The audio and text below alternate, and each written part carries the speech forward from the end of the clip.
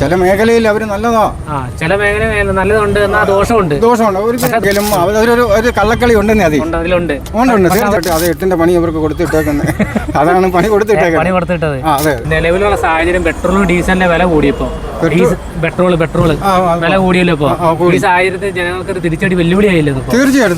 അഭിപ്രായം എന്നാ പറയാനുള്ള? അഭിപ്രായം എന്ന് വെച്ചാൽ ഇതിന് മുമ്പുള്ള സർക്കാർ ഇവിടുത്തെ GST എല്ലാം കുറവാക്കിയായിരുന്നു. പെട്രോളിന് ഇത്രയും വില വന്നില്ല. പക്ഷെ ഇപ്പോഴത്തെ സർക്കാർ GST കുറയ്ക്കുന്ന ഒരു പരിപാടിയില്ലെന്നാണ് പറയുന്നത്. അതുപോലെ തന്നെ സാധാരണപ്പെട്ടവന് ഞാനൊക്കെ തടിപ്പണി ചെയ്യുന്ന ആളാണ്. ഈ തടിപ്പണിയിൽ ഞങ്ങൾക്ക് ഡെയിലി ഒരു 10 ലിറ്റർ 5-8 ലിറ്റർ പെട്രോൾ വില വേണം, ഓയിലും കൂടെ. അപ്പം നമ്മളിപ്പോൾ ആ പെട്രോളിൽ ഇനിയിപ്പോൾ ഞങ്ങൾക്കൊരു എക്സ്ട്രാ ആയിട്ടൊരു 10,000 രൂപയുടെ ചിലവ് വരും. ടാലി ചെയ്ത് പോകണം. പക്ഷെ അത് സാധാരണപ്പെട്ടവന് ഞങ്ങൾ പറ്റത്തില്ല. ഒരിക്കലും കൂലിപ്പണിക്കാരന് പറ്റിയ ഒരു കേസല്ലത്. അതുപോലെ എല്ലാ സാധനത്തിനും നിത്യോപ സാധനത്തിന് ഇപ്പോൾ പാലിന് ഇപ്പോൾ ഒരു ചായ, നല്ല ചായ വേണമെങ്കിൽ 20-25 ആകും തീർച്ചയായിട്ടും. പിന്നെ അതുപോലെ തന്നെ വേറെ നിത്യോപ സാധനത്തിനൊക്കെ നമ്മൾ മനുഷ്യനെ ആത്മഹത്യയിൽ പക്കത്തിലേക്കാക്കി. സത്യം പറഞ്ഞ ഇപ്പൊ ശരിക്കും അടിയിലായി പോയില്ല. ഈ ഗവൺമെന്റ് ശരിയാണോ ഇപ്പൊ കയറി വന്ന ഗവൺമെന്റ് ശരിയല്ലെന്നാണ് പറയുന്നത്? തീർച്ചയായിട്ടും. അപ്പൊ ഈ 10 കൊല്ലം ഭരിച്ച അവര് ഒരുമാതിരി കൊള്ളാം. ഞാനിപ്പം ഒരു രാഷ്ട്രീയക്കാരനും അല്ല, എങ്കിലും ഒരു തൃപ്തരായിരുന്നു. പിണറായി സർക്കാർ നമുക്കത് പറയാതിരിക്കാൻ പറ്റിയ ഇല്ലല്ലേ? അപ്പൊ ഞാൻ ചോദിക്കട്ടെ, നമ്മുടെ കുടിയൊഴിപ്പിക്കൽ കേസ് പറഞ്ഞായിരുന്നു. കുടിയൊഴിപ്പിലെ കേസ് എന്ന് പറഞ്ഞാൽ ഞങ്ങളുടെ ഇപ്പൊ ഇത് ഇറങ്ങിയപ്പം തന്നെ, ഇവര് ഭരണത്തിൽ കയറിയപ്പം തന്നെ നമ്മുടെ അവിടുത്തെ സ്ഥലമുണ്ട്. ആ സ്ഥലത്ത് പട്ടികവർഗ്ഗക്കാരെല്ലാം കുടിയിറങ്ങുന്ന ഒരു പദ്ധതിയിലേക്ക്. ഇതൊക്കെ മുമ്പ് ഞാൻ മുത്തങ്ങ കേസിലേക്ക് ഒരു പ്രതിയും ആളും മുത്തങ്ങ കേസിലെ മെയിൻ സമരക്കാരനും ഒക്കെയാണ്. തിരുവനന്തപുരം കുടിലെട്ടി സമരത്തോട് കൂടി ആ സമരത്തിൻ്റെയൊക്കെ മെയിൻ ആളായിരുന്നു ഞാൻ. അന്നൊക്കെ LDF UDF ഭരിക്കുന്നത്. മുത്തങ്ങ സമരമൊക്കെ അടിച്ച് തകർത്ത് ഞങ്ങളുടെ ആദിവാസികളെല്ലാം കൊന്നു കളഞ്ഞല്ലേ ഇവന്മാർ. അതും UDF സർക്കാരിക്കുമോ? സാധാരണ അന്ന് വനവകുപ്പ് മന്ത്രിയാ. ഇപ്പൊ ഈ രമേശ് ചെന്നിത്തല അത് കഴിഞ്ഞ പ്രാവശ്യം ആഭ്യന്തരമന്ത്രി ആയല്ലോ. ആയി. പക്ഷെ ഇവരെവിടെ കയറുന്നു? ആദിവാസികളെയും ഇവിടുത്തെ പിന്നോക്കവർക്കൊക്കെ തന്നെയും അടിച്ചമർത്തുന്ന ഒരു സമ്പ്രദായത്തിലാണ്. ഞാൻ പറഞ്ഞു വെച്ചാൽ ഇപ്പോൾ അവരുടെ നല്ലതല്ലെന്നാണ് പറഞ്ഞു തന്നെ ഇവർ കയറി വന്നത്. മാറ്റം നല്ലതല്ലായിരുന്നു. അപ്പോൾ മാറ്റം പോരാ. പക്ഷേ LDF ഒരു 3ാം മരുന്നായിരുന്നു നല്ലത്. ഇച്ചിരി ഡെവലപ്പ് ആയാലും. കാരണം ഇവിടുത്തെ വികസനമൊക്കെ കണ്ടത്. ഇങ്ങനെ ഒരു തിരിച്ചടി വരാൻ കാരണം എന്ന് വെച്ച് കഴിഞ്ഞാൽ ജനങ്ങൾ മാറ്റി ചിന്തിച്ചുകൊണ്ടല്ലേ ഇങ്ങനെ ഒരു അവസരം. അതെ മാറ്റി ചിന്തിച്ചു. അപ്പൊ അല്ലെങ്കിൽ പിന്നെ UDF പിന്നെ 3ാം വട്ടം വരായിരുന്നു. അതപ്പോ അതിന്റെ കഴിവേട് കൊണ്ടല്ലേ ഇവരുടെ കയ്യിൽ പോയത്. അല്ല, നമ്മൾ മൊത്തം അവരെ ശരിയാന്ന് പറയുന്നില്ലെന്നേ. ചില മേഖലയിൽ അവര് നല്ലതാ, ചില മേഖല നല്ലതുണ്ട് എന്നാ ദോഷമുണ്ട്. പക്ഷെ ദോഷം കൂടുതലായി പോയി. ശരിയല്ലേ? അതെ. പിണറായിയുടെ എതിർപ്പ് ഭരണം കൊണ്ടല്ലേ ഒറ്റയ്ക്കല്ലേ ഭരിക്കുന്നത്, ഒറ്റയ്ക്കായിപ്പോയി. ചോദ്യം ചെയ്യാൻ ആരുമില്ല.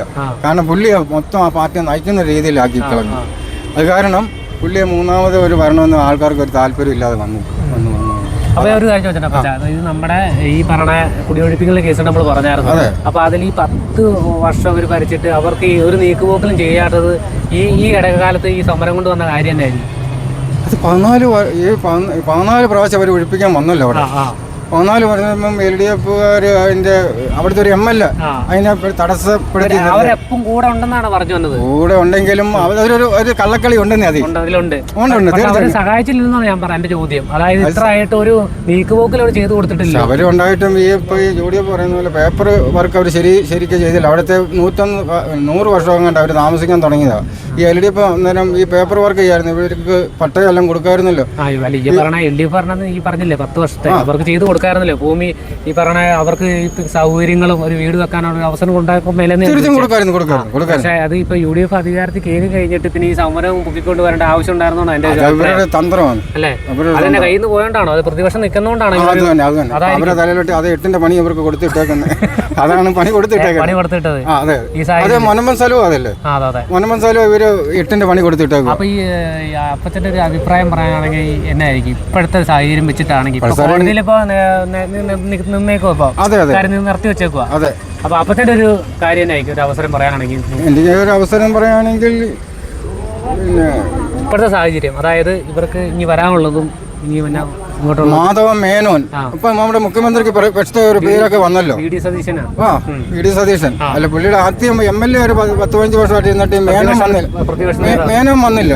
ഇപ്പം പുള്ളി മുഖ്യമന്ത്രി മേനോൻ എന്ന് വന്നു. വടശ്ശേരിക്കര മേനോൻ സതീശൻ മുഖ്യമന്ത്രിയാണല്ലോ നമ്മുടെ.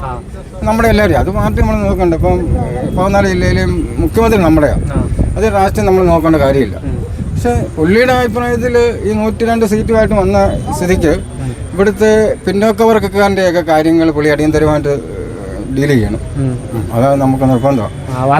പക്ഷേ ലൈഫ് പദ്ധതിയിൽ ഇവർ ആദ്യം LDF ഇരുന്നപ്പം ലൈഫ് പദ്ധതി ഇവിടുത്തെ പാവപ്പെട്ടവർക്ക് വീട് 4 സെന്റ് സ്ഥലവും വീടും. പക്ഷെ അത് തട്ടിപ്പോട്ടോ. ഇവിടുത്തെ ഭൂമി ഇല്ലാതെ എത്രയോ പേര് ആദിവാസികളുണ്ട്, ഇപ്പോഴുണ്ട് ലക്ഷങ്ങൾ.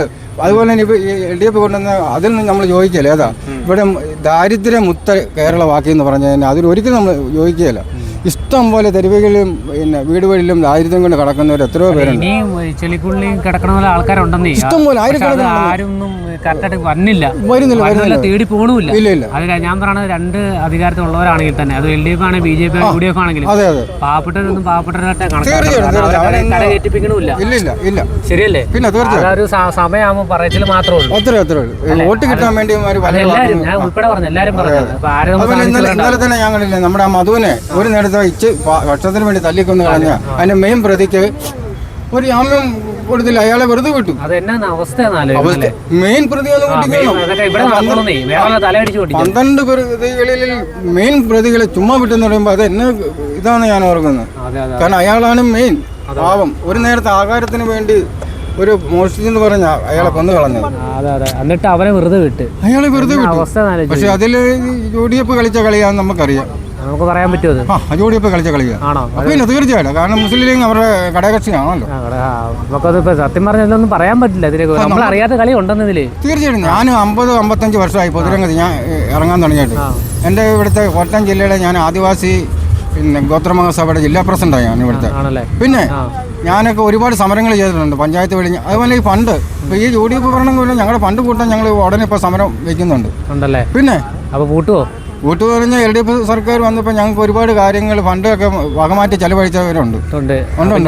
ഒന്നും കിട്ടൂലെന്നാണ് പറഞ്ഞത്. ഒന്നും കിട്ടിയാൽ ഇത്രയും പോലും കിട്ടുമോന്ന് ഞങ്ങൾക്ക് ഒരു പേടിയുണ്ട്. അപ്പോൾ അതുകൊണ്ട് സമരത്തിലോട്ട് മുന്നോട്ട് തീർച്ചയായിട്ടും. ഞാൻ അടുത്ത ദിവസം ഈ ഞങ്ങളുടെ ഒരു വട്ടം ഉണ്ട് ഇവിടെ കോട്ടയം ജില്ല മൊത്തം. ഒരു കാര്യം ചോദിച്ചിട്ടേ, സൗജന്യ യാത്ര നടപ്പിലാക്കുമോ? ഒരിക്കലും അത് ശരിയല്ല. ഉറപ്പെന്ന് പറഞ്ഞാൽ ഇവിടുത്തെ സൗജന്യ യാത്ര ചെയ്യുമ്പോൾ സ്വകാര്യ വണ്ടി, പ്രൈവറ്റ് വണ്ടി അവർ പൂട്ടിക്കെട്ടും. ആണോ? പിന്നെ അതായത് ഞാൻ പറയുന്നിട്ട് അവർ സൗജന്യം കൊടുക്കണം. വികലാംഗര ക്യാൻസർ മേലോട്ടവർക്ക് കറക്റ്റായിട്ട് അവർ സൗജന്യം കൊടുത്താൽ നല്ല, ഞാൻ 100% അവരെ യോജിക്കും. പക്ഷെ ഞാൻ ഈ മൊത്തം കേരളത്തിലെ മുഴുവൻ സ്ത്രീകൾക്കും ഈ സൗജന്യ ബസ് യാത്ര നമുക്ക് പോരാ. ഞങ്ങളുടെ ഉൾപ്പെടെ ഞങ്ങളുടെ ആദിവാസികൾപ്പെട്ടവരുണ്ട്, ഒന്നും ഇല്ലാതെ. ഇത് നഷ്ടത്തിലാണ് സർക്കാർ. തീർച്ചയായിട്ടും എന്നാ പറഞ്ഞാലും ഗണേശ് കയറിയപ്പോൾ നല്ല ഒരുമാതിരി നഷ്ടമില്ലാത്ത രീതിയിൽ ആ KSRTC കൊണ്ടു നടക്കാൻ അയാൾക്ക് പ്രാപ്തിപ്പെട്ടുമായിരുന്നു. പക്ഷെ ഒരു കാര്യമുണ്ട്, ഇതിപ്പോ ഒന്നും കാണാണ്ട് ഇവർ പറയൂലല്ലോ, നടപ്പിലാക്കുന്നു പറയാതെ വന്നു കഴിഞ്ഞാലെന്ന് പറഞ്ഞാൽ നമുക്കതിനുകൂടി അവര് ജനങ്ങളെ സ്വാധീനിച്ചാണോ ഓരോ കാര്യങ്ങൾ ഇതിന്റെ വകുപ്പിൽ അവർ വില കൂട്ടിയും എല്ലാം അവരത് ഈടാക്കുന്നേ. ഇതിപ്പോ പെട്രോളിനും ഡീസലും വില കൂടിയപ്പം ഇവര് അനങ്ങിയില്ല. അവര് നോക്കട്ടെ, ഞങ്ങൾ പരിശോധിച്ച് നോക്കട്ടെ എന്നാ പറയുന്നത്. ഒരു മുഖ്യമന്ത്രിയെ ഉണ്ടാക്കാൻ വേണ്ടി 11 ദിവസം പിടിച്ചവര് ഇനിയിപ്പോ ഈ കാര്യം പഠിച്ചു വരുമ്പോഴത്തേന് ഇവിടെ 5 വർഷമാകും. ഞാൻ ഇനി 5 വർഷം ആകുമ്പോ അടുത്ത 5 വർഷം LDF തിരിച്ചു കിട്ടുമോ? LDFന് വരാൻ പറയാം. ഞാൻ നോക്കിയിട്ട് ഇനിയിപ്പോ വരുന്ന നല്ല നരേന്ദ്രമോദി വരുന്ന കേരളത്തിൽ നല്ലത്, BJP വരുന്ന, പിന്നെ സംശയമില്ലാത്ത കാര്യം. പിന്നെ തീർച്ചയായിട്ടും ഞങ്ങളുടെ ഇത് മുർമു LDF വരൂലേ? LDFന് കുറേ സീറ്റ് കേട്ടും UDF തൂത്തെറിയും അടുത്ത പ്രാവശ്യം. പിന്നെ ഉറപ്പല്ലേ, ഞങ്ങള് കളയും. ഞങ്ങളുടെ വോട്ട് കൊടുക്കില്ല. ഞാൻ ചോദിക്കട്ടെ, നല്ല ഈ പറഞ്ഞ അംഗീകാരം ഈ കാര്യങ്ങളെല്ലാം കിട്ടുവാണെങ്കിൽ പിന്നെ ഒരു പക്ഷേ 2 വർഷം നോക്കട്ടെ. 2 വർഷം നോക്കട്ടെ. കയറിയതല്ലേ നമ്മൾ അത്ര പറയേണ്ട ആവശ്യമില്ല. കാരണം 10 വർഷം അവർ ഭരിച്ചല്ലോ, ഇവരും ഭരിക്കട്ടെ. അത് വേണ്ട, ഇവര് 5 വർഷം ഒന്നും ഭരിക്കട്ടെ. പക്ഷെ ഇവര് തമ്മിലടിയാണ്. പിന്നെ ഇവര് എല്ലാം ഈ കതറിട്ട് നേതാക്കന്മാരാണെന്നാണ് തമ്മിലടി. ഇവര് ശരിയല്ല. അതുകൊണ്ടല്ലേ ഒരു മുഖ്യമന്ത്രിയെ അവര് കണ്ടുപിടിക്കാനാണ് ഇത്ര ലാഗ് അടിപ്പിച്ചത്. പിന്നെ ഒരാഴ്ച എടുത്തല്ലേ? 14 ദിവസം 11 ദിവസം ഒരു മുഖ്യമന്ത്രി നമ്മുടെ കേരളത്തിൽ ഉണ്ടാക്കാൻ സാധിച്ചത്. തമ്മല്ലടി. അത് വി.ഡി. സതീശനായിട്ട് പൊരുത്തപ്പെട്ട് പോകാൻ വി.ഡി. സതീശന് അടിപൊളിയല്ലേ? അറിവുള്ള ആളുകളാണ്. നമ്മളെ ഉദ്ദേശം ചെയ്യുമല്ല. പുള്ളിക്ക് മുഖ്യമന്ത്രി സ്ഥാനം പതിവ് കൊടുത്ത് അറിഞ്ഞു കൊടുത്തതാ. അതെന്റെ അഭിപ്രായം. നമ്മളത് പുള്ളിയെ കുറ്റം പറഞ്ഞാലും പുള്ളി നല്ലൊരു നല്ല തലയിൽ വർക്ക് ചെയ്യുന്ന ഒരാളാണ്. അതായത് പുള്ളി ഇതിൽ ഓൾറെഡി രാഷ്ട്രീയത്തിൽ ഇറങ്ങണ മുമ്പാണ് തന്നെ പുള്ളി സ്റ്റഡി ചെയ്തിട്ട് ഇറങ്ങും. എല്ലാം കാര്യം അറിയാം. അതുകൊണ്ട് ഒരു പരിപാടി നടക്കില്ല. കാരണം പുള്ളി നമ്മൾ ഒരു പരിധിക്കുള്ള നമ്മൾ തെറ്റ് പറഞ്ഞല്ല. പക്ഷെ നമ്മൾ പറയുന്നത് നമ്മുടെ പിന്നോക്കക്കാരുടെ കാര്യം ഞാൻ പറഞ്ഞത് പുള്ളി ഇച്ചിരി ഡെവലപ്പ് ആക്കി ഞങ്ങൾക്ക് തരും. തരുന്നൊരു ഉറപ്പുണ്ടെങ്കിൽ നമ്മൾ മുന്നോട്ട് വോട്ട് തുടങ്ങി കൊടുക്കില്ലെന്ന് ചോദിച്ചേ. കാരണം 4 സെന്റിലൊന്നും കിടന്നിട്ട് ഒരു കാര്യമില്ല. കാരണം ഒരു ജോലിയില്ല. വിദ്യാഭ്യാസ മേഖലയിൽ എത്രയോ പിള്ളേർ കഞ്ചാവും വെള്ളം അടിച്ച് നടക്കും. കാരണം അവർക്ക് ജോലിയില്ല. പിന്നെ ഈ നമ്മുടെ ഇപ്പം മുഖ്യമന്ത്രി വിദ്യാഭ്യാസമുള്ള പിള്ളേർക്ക് ഒരു ജോലി കൂടെ കൊടുക്കണം. അതായത് പിണറായി കാണിച്ച പോലെ PSC എഴുതിക്കാതെ അവരുടെ പാർട്ടിയിലെ ആൾക്കാരെ മൊത്തം അങ്ങോട്ട് കയറ്റി ജോലി കൊടുത്ത പോലെ അവർ തന്നെ PSC കൃത്യമായിട്ട് ചെയ്യണം. അതാണ് അതിന്റെ ആവശ്യം. അതായത് ആ ഫോളോ അപ്പ് ഒന്നും കറക്റ്റ് ഫോളോ അപ്പ് ചെയ്യുക, അല്ലാണ്ട് അവരുടെ ആൾക്കാരെ സ്വാധീനിച്ച് അതിന്റെ അതുകൊണ്ടല്ലേ ഭരണമാറ്റം വന്നത് ഇവിടെ ജനങ്ങളെ അടി കൊടുത്തത്. കാരണം എന്റെ മകനൊക്കെ പോലീസ് ജോലി കിട്ടിയായിരുന്നു കോൺസ്റ്റബിളായിട്ട്. അന്ന് തിരുവനന്തപുരത്താണ് ടെസ്റ്റിംഗ് ആയിരുന്നു. ആ ടെസ്റ്റിങ്ങിൽ DYP പിള്ളേർ കിടന്ന് വിളയാടി എൻ്റെ ചെറുക്കനത് നല്ല മാർക്കുള്ള ചെറുക്കനായിരുന്നു. കാരണം സ്പോർട്സ് ഐറ്റത്തിലൊക്കെ അവൻ നല്ല ഗ്രേഡായിരുന്നു. അവനെ നേരത്തെ വിളിച്ച പോലീസ്. പക്ഷേ എല്ലാത്തിനും ജയിക്കുകയും ചെയ്തു. പക്ഷേ തിരുവനന്തപുരത്ത് ഇത് ചെന്നപ്പം പറഞ്ഞു ഞാൻ പിള്ളേരൊക്കെ എടുത്തു പോയി, ഞങ്ങളുടെ സംഭരണമൊക്കെ തീർന്നു പോയി. കാരണം എൻ്റെ ചെറുക്കൻ എന്നെക്കാളും നല്ല ആരോഗ്യം നല്ല സെറ്റപ്പുള്ള ചെറുക്കനായിരുന്നു. എന്നാ ചെയ്യാൻ ഇങ്ങനെ ഓരോരോ ആൾക്കാരെ കൊണ്ട് കളയുക. കാരണം നമ്മൾ അതിലോടൊന്നും നല്ലത് പറഞ്ഞാൽ നല്ലത് പറയാം. അങ്ങനെ പറയാം. നല്ലത് നമ്മൾ കേട്ടോ. അതെ അല്ലാണ്ട് ചുമ്മാ അവിടെ പറഞ്ഞ അടിമനെ പോലെ നിൽക്കണതല്ല. കേരളമൊക്കെ ചേഞ്ച് ആയി മാറി. 21-ാം നൂറ്റാണ്ടാണ്. പഴയ കാര്യങ്ങളൊന്നും എടുത്തിട്ട് കഴിഞ്ഞാൽ ഇവിടെ വിജയിക്കില്ല. കാരണം ഇനിയിപ്പോ എന്റെയൊക്കെ കാലം പോയി. ഇനിയിപ്പോ എന്റെയൊക്കെ മക്കളെ കിടന്ന് അനുഭവിക്കുന്നത്. എനിക്ക് 63 വയസ്സായി. ഞാനിപ്പം എന്റെയൊക്കെ തീർന്നു. പക്ഷെ അടുത്ത ജനറേഷൻ ഇവിടെ നമ്മളെ അത്രയും കഷ്ടപ്പാടില്ല. എല്ലാവരും പിന്നാക്കുള്ളവരെല്ലാം കയറി വരട്ടെ. അതിലെ ഞാൻ പറഞ്ഞു BJP-യിലെ കേന്ദ്രത്തിലെ ഒരു കണ്ട മുറുമ്പു എന്ന് പറഞ്ഞ ആളിനെ രാഷ്ട്രപതിയാക്കി. ഏതാ അവര് ഏറ്റവും ഒരു വിലയാണ് അത് കൊടുത്തത്.